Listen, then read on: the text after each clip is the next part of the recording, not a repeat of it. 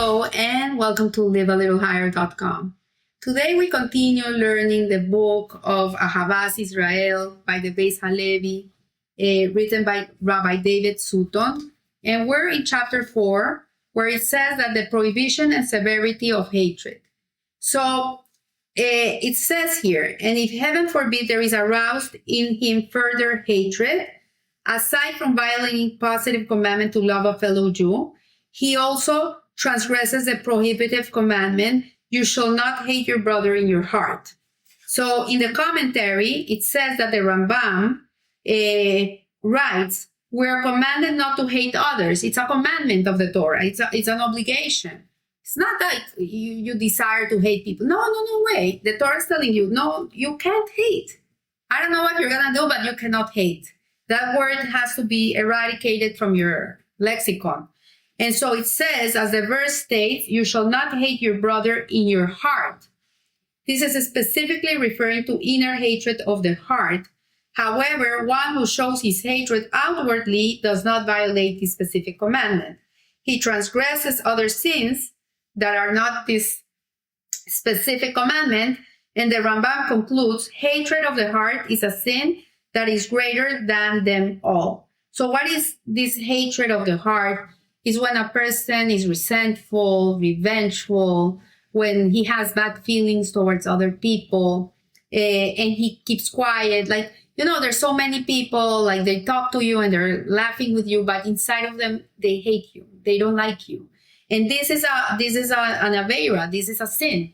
So, but if you tell a person, hey, I don't like you, then he's not holding it in his heart. It already goes out.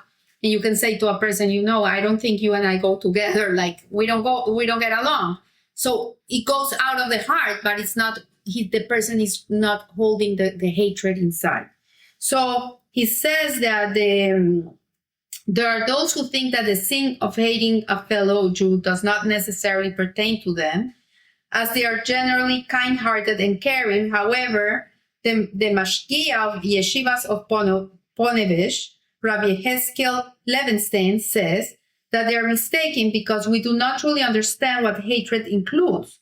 He says that if you are not infused with love for your fellow and instead are only involved in thoughts of seeking to do kindness with your fellow, that is also a borderline hatred. And if you speak gossip about a person without question, that is a sign that you do not love him. Because if you love him, how would you speak that way?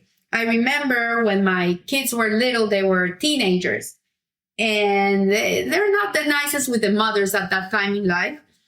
I used to tell my kids, like, if you would treat people like you treat me, I don't think you would have friends, right? So if you really love someone, I don't understand. If you really love someone, why would you harm them? Obviously, many people harm people they love. I'm not saying that a person that's harming someone doesn't love the person. But if you really love someone, it's something to think about. If you really love someone, then you would not do things to them that would create harm to them, psychologically, emotionally. Why would you do that if you really love someone? And so this is the point here. And what it's saying is that an indicator that we actually do hate. And although we might not be aware of it, furthermore, he says that Hashem himself says that a man is born evil from his birth. And therefore, if we don't work on ourselves and we're guilty until proven innocent, if one doesn't actively work on Ahavat Israel, he's undoubtedly lacking in his area. So what he's saying is that Ahavat Israel, Ahavas, and it pertains to everybody. We have to love everybody. It means that if you're not working on that midah, if you're not working on that character trait, then you're hating people. You have to actively be loving people to not be hating them. And so, for example, if a person is being attacked in the middle of the street and nobody's doing anything to prevent it, nobody's helping the person, which is something very common in these days. People are just filming what's going on and they don't do anything. That falls into that category of hatred because they're not doing anything actively that is going to benefit the other person.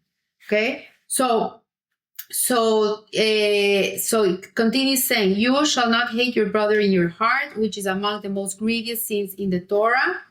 And the Hafetz Haim explains why hatred is such a grave sin. Whenever a person commits a sin, he brings upon himself a spirit of contamination. There are 248 organs and 365 sinews in the body, and each one corresponds to a mitzvah. So the 248 organs correspond to 248 positive mitzvot. Are the do's, you do this, do this. And the 365 sinews correspond to the negative commandments that we abstain from doing. So in the olden days, when a person had a malady, they knew exactly what mitzvah was either lacking, or they were not doing, or they were doing something they shouldn't be doing. And they would be able to correct this malady, this disease, by rectifying the fulfillment of the mitzvot. But today we don't have this. We don't have this,